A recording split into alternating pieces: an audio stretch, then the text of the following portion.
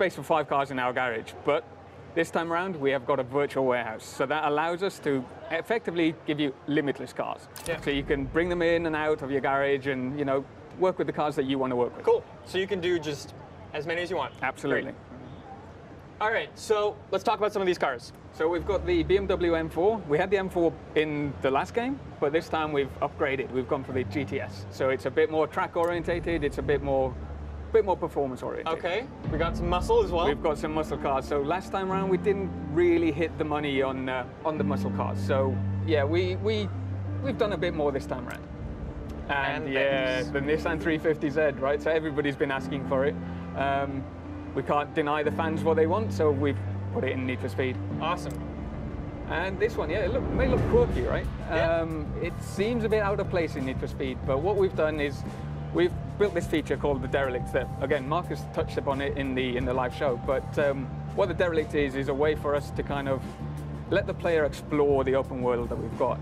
It's a rich open world that we have, so we've put these cars out there in the world for you to find and explore and kind of take them back to your garage and find all the parts that you need to build them. Cool. So effectively, it takes a car from stock to scrap, that's scrap to stock to supercar. Cool. So let's jump in the Beetle and fix it up a bit. Yes, absolutely. So it's looking a bit run down right now, right? Yeah. So we want to restore it back to stock. Yeah. Now we should probably say as well, these derelicts, you don't need to restore them like this. You can upgrade them a little bit. I think we'll show that in a little bit. Absolutely. And you could leave it like this if you wanted to. Yeah, right? for sure. It's not my particular style, but you know what I mean. It might be somebody's style. So yeah, you can see some more of the parts. They're looking pretty good. Absolutely.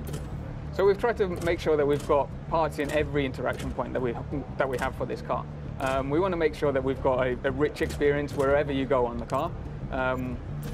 We've designed a lot of parts for this car as well because, you know, out there in reality, there's not that much that you can do to a Beetle, but this is Need for Speed, right? And we want to take it that extra step further. Of course, of course. So we can play around with this car. Let's talk about some of the brands that are also in Need for Speed Payback. Yeah, so we've not ditched any of the brands that we had previously. So we've come back and we've got your Rocket Bunnies, we've got your Liberty Walks, we've got your Voltex parts, you've got APR parts, we've got all these rims that you can see right now. So many rims.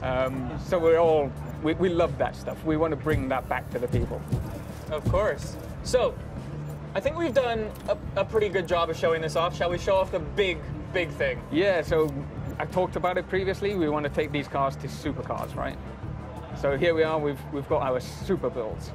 So these are effectively the biggest, the baddest, the most performance-orientated cars that you can build in Need for Speed. Yeah, I've got my personal favorite down at the bottom.